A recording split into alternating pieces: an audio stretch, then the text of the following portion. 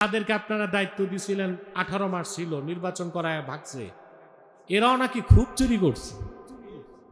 কিন্তু এদের চুরিটা ছিল আধুনিক চুরি। এরা নগদে টাকা নেয় নাই, ক্রিপ্টো কারেন্সিতে টাকা নিয়েছে। কিসে টাকা নিয়েছে? বিটকয়েনে।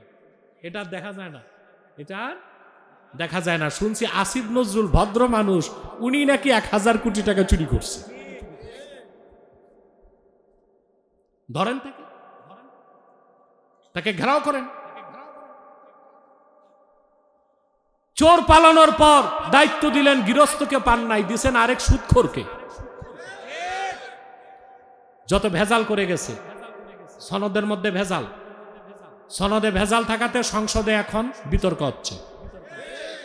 ট্রেজারি বেঞ্চ বলে একটা, অপোজিশন দল বলে আরেকটা। আকাম কুকাম করে গেছে সনদে, সবটাই ডক্টর ইউনুস আর আলী রিয়াজ।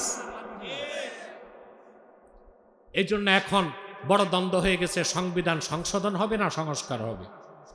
সংশোধন হলে কি হবে, সংস্কার হলে কি হবে? সরকারি দল বলে একটা, বিরোধী দল বলে মানবা না, ওয়াকআউট। এভাবে ওয়াকআউট করলে তো ওনাদের নাম হয়ে যাবে বাংলাদেশ ওয়াকআউট পার্টি।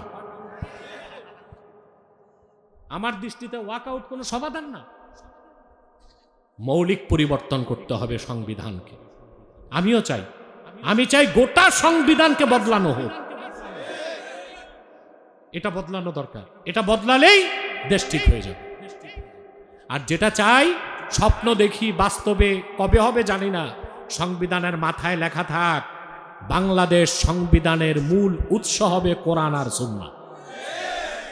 চান এটা? আজ হোক কাল হোক, এই স্বপ্ন আমাদের পূরণ হবে। হতে পারে 100 বছর পরে, কিন্তু হবে ইনশাআল্লাহ।